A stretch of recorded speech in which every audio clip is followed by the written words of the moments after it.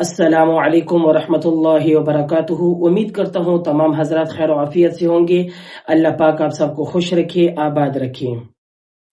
रमजानुल मुबारक का बाबरकत महीना गुजर गया, ईद भी गुजर गई और आज हमारे मुल्क पाकिस्तान में ईद का दूसरा दिन है। तो बात करते हैं अंबिया कराम अलैहिमुस्सलातु वस्सलाम के हवाले से कि अंबिया अलैहिस्सलातु वस्सलाम जो हैं उनसे गुनाह क्यों नहीं होते और वजह क्या है। आपके सामने मैं दो बातें जिक्र करूंगा और आखिर में फिर इसकी वजह भी बताऊंगा कि क्यों इनसे गुनाह नहीं होते।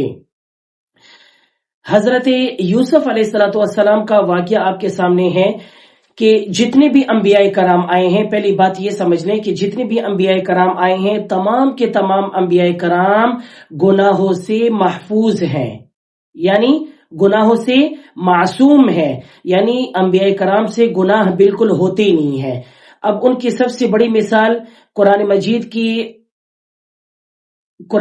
की सूरह यूसुफ है कि जिसमें हजरत यूसुफ अलैहिस्सलातु वस्सलाम का वाकया इसमें तफसील के साथ मज़कूर है कि हजरत यूसुफ अलैहिस्सलातु वस्सलाम को जुलेखा जो है बंद कमरों में लेकर जा रही थी। आखिरकार एक कमरे तक जैसे ही पहुंच गए तो वहां पर जुलेखा ने कहा कि हाय तलक, यानी मैं आपको गुनाह की तरफ बुलाती हूं, यानी मुझ पर आप काबू करें, यानी नऊज़ बिल्लाह हजरत यूसुफ अलैहिस्सलातु वस्सलाम को गुनाह की तरफ वो लेकर आना चाह रही थी।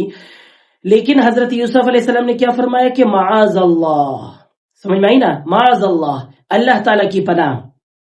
अब हजरत यूसुफ अलैहिस्सलातु वस्सलाम को ये पता था कि जितने दरवाजे मैं पार करके आया हूं हर एक दरवाजे पर ताला भी लग चुका है, हर एक दरवाजा बंद भी है। अब मैं भागूं तो कहां भागूं, समझ में आई ना, क्या करूं। लेकिन अल्लाह ताला क्या फरमाते हैं कि ए मेरे बंदे, अगर तू गुनाह को छोड़ने की हिम्मत करेगा ना, यानी इरादा करेगा गुनाह की तरफ कि ना जाने की, तो मैं तुझे उस गुनाह से भी बचाऊंगा भी। कैसे? हजरत यूसुफ अलैहिस्सलातु वस्सलाम को पता था कि कमरा बंद है, ताला लगा हुआ है, लेकिन उसके बावजूद हजरत यूसुफ अलैहिस्सलाम उस कमरे की तरफ या उस दरवाजे की तरफ भागे। जैसे ही भागे ताला टूटता गया, कमरा खुलता गया, एक कमरा, दूसरा कमरा, तीसरा कमरा। इसी तरह यूसुफ अलैहिस्सलातु वस्सलाम भागते रहे, पीछे से जुलेखा उनकी तरफ आती रही। जैसी ही पहुंचे मेन गेट पर, वहां पर जुलेखा का शोहर आ गया। वहां पर औरत जो है ना, औरत मक्कारी में बड़ी तेज है। औरत ने फौरन से पहले एक पैंतरा बांधा कि आप क्या कहते हो, यानी अपने शोहर के बारे में कहा कि आप उस बंदे के बारे में क्या कहते हो कि जो आपकी यानी घर वाली की तरफ गलत इरादे से आए। समझ में आई ना। अब फिर जब ये बात कही जुलेखा ने, तो जो मिस्र का जो बादशाह था उसने हजरत यूसुफ अलैहिस्सलाम से पूछा कि क्या वजह है। उन्होंने कहा कि इस तरह की जुलेखा मुझे गलत जगह तक मुझे लेकर जा रही थी, यानी गुनाह की तरफ मुझे लेकर जाना चाह रही थी, लेकिन मैं उनसे भागता रहा, आखिरकार आप आकर यहाँ मुझे मिले। लेकिन फिर जुलेखा ने जब ये बात कही ना, साथ में फिर ये भी कहा कि ऐसा ना हो मेरा शोहर जो है वो गुस्से में आकर कुछ ये ना कह दे कि हाँ इसको यानी कत्ल कर दो, ये कर दो, वो कर दो। साथ में ये भी कह दिया कि चलो इसके लिए दो ऑप्शन है। पहले ऑप्शन ये, यानी जुलेखा जो है ना हजरत यूसुफ अलैहिस्सलाम से प्यार भी किया करती थी। साथ में ये कहा कि या तो ये जेल चला जाए या तो बस छोटी सी डांट डपट हो जाए। समझ में आ गई ना। फिर उसके बाद हजरत यूसुफ अलैहिस्सलातु वस्सलाम ने कहा कि नहीं, मैं बेकसूर हूं। तो फिर उसके बाद उसी जगह पर एक दूध पीता बच्चे ने आकर गवाही ये दी कि अगर देखा जाए यूसुफ अलैहिस्सलातु वस्सलाम की अगर कमीज आगे से फटी हुई है तो समझ जाना यूसुफ गुनाहगार है, यानी यूसुफ ने गुनाह की तरफ बुलाया, और अगर कमीज पीछे से फटी है तो समझ जाना जुलेखा गुनाहगार है। समझ में आ गई ना।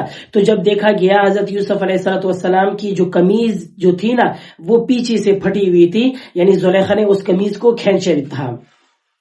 تو جب عزیز مصر نے جب یہ معاملہ دیکھا تو اس معاملے کو سلجھانے کے لیے، اس معاملے کو ایک سائڈ پر کرنے کے لیے حضرت یوسف علیہ السلام نے کہا کہ مجھے جیل منظور ہے، میں جیل میں جانا چاہتا ہوں. تو حضرت یوسف علیہ السلام جیل میں چلے گئے. سمجھ میں آ گئی نا؟ واقعہ بتانے کا مقصد میرا یہ تھا کہ انبیاء کرام جو ہے نا گناہوں سے بالکل معصوم ہوتے، ان سے کوئی گناہ ہوتا ہی نہیں ہے. اب اسی طرح جو واقعہ دیکھا جائے نبی علیہ الصلوۃ والسلام کا واقعہ، نبی علیہ الصلوۃ والسلام نے بھی سب سے پہلے اپنی ذات کو رکھا، پھر جا کر دین کی بات کی. اب مرزا غلام احمد قادیانی جو ہے وہ بندہ جو ہے بدبخت قسم کا انسان، وہ اٹھ کر کہتا ہے کہ میں نبی ہوں. اب آپ میں سے بہت سے ایسے لوگ ہوں گے جو کہیں گے کہ مولوی صاحب آپ جو ہے کسی کی ذات کو اٹیک نہیں کر سکتے، کسی کی ذات کے خلاف آپ ایسے نہیں کر سکتے کہ بھائی آپ غلام احمد قادیانی کے خلاف کیوں بول رہے ہیں. میں اس کی وجہ اور دلیل آپ کے سامنے ذکر کرتا ہوں، ذرا دیکھیے گا. نبی علیہ الصلوۃ والسلام نے سب سے پہلے جب 40 سال کی عمر میں جب ان کو نبوت ملی، فاران کی چوٹی پر کھڑے ہو کر آپ علیہ الصلوۃ والسلام نے سب سے پہلے کیا کہا کہ کلمہ پڑھو کیا؟ نہیں بابا، نبی علیہ الصلوۃ والسلام نے سب سے پہلے فاران کی چوٹی پر کھڑے ہو کر تمام لوگوں کو جمع کر کے کہا کہ میں نے آپ کے ہاں جتنا وقت 40 سال کا گزارا ہے، کیا آپ نے مجھے کبھی یعنی جھوٹا پایا؟ تمام لوگوں نے کہا کہ نہیں، ہم نے تو آپ کا نام رکھا ہوا ہے صادق اور امین، یعنی آپ ہمیشہ سچ بولتے ہیں، آپ کے پاس جو امانت رکھوائی جائے آپ اس میں خیانت نہیں کرتے، بلکہ منوعن اس کو اسی طرح واپس کرتے ہیں جس سے آپ کے پاس امانت رکھوائی.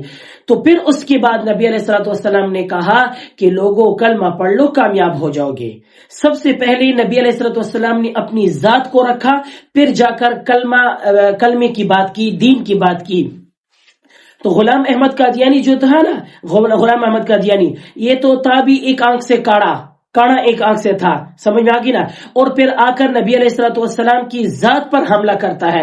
تو نبی علیہ الصلوۃ والسلام کی ذات پر جو بھی حملہ کرے گا، میں ہوں یا آپ ہیں یا جو بھی مسلمان ہوگا، گناہ سے گناہگار مسلمان ہی کیوں نہ ہوگا، لیکن نبی علیہ الصلوۃ والسلام کی جب عزت کی بات آئے گی، سب سے پہلے وہی بندہ آپ کو سہر فہرست نظر آئے گا جو گناہگار ہی ہو. سمجھ میں آئی نا؟ یعنی اس سے بھی برداشت نہیں ہوتا.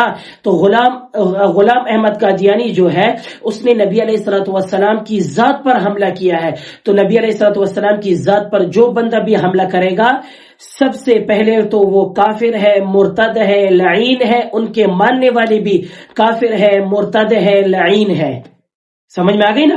تو انبیاء علیہ الصلوۃ والسلام جو ہیں تمام گناہوں سے معصوم ہوتے ہیں. یہ جو میں نے شروع میں آپ کو بات کی تھی نا کہ آخر میں آپ کو ایک وجہ بتاؤں گا، وہ یہ وجہ ہے کہ انبیاء کرام ایک کلیہ سا سمجھ لیں کہ انبیاء کرام گناہوں سے معصوم ہوتے ہیں، صحابہ گناہوں سے محفوظ ہوتے ہیں.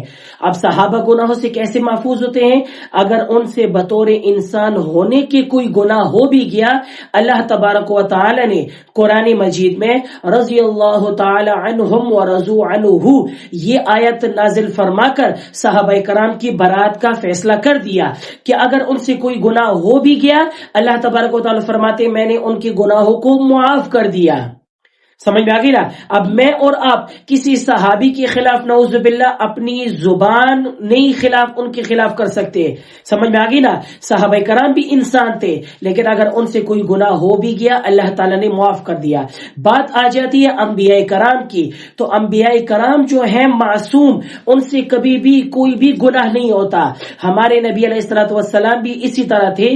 جب 40 سال کی عمر میں جب ان کو نبوت ملی، نبوت ملنے کے بعد 63 سال تک آپ علیہ الصلوۃ والسلام، اس سے پہلے بھی، یہ مطلب نہیں کہ 40 سال سے پہلے بھی اللہ تبارک و تعالی نے نبی علیہ الصلوۃ والسلام کی ایسی پرورش کی کہ گناہ کی طرف آپ علیہ الصلوۃ والسلام کا میلان ہوا ہی نہیں ہے.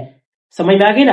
تو انبیاء کرام جو ہیں تمام کے تمام انبیاء کرام گناہوں سے معصوم ہوتے ہیں.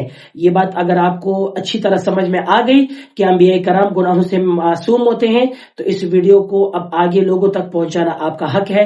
اور اگر آپ میرے چینل پہ نئے آئے ہیں، لائک سبسکرائب لازمی کیا کریں. اسی کے ساتھ آپ اپنے بھائی کو اجازت دیں. السلام علیکم ورحمۃ اللہ وبرکاتہ.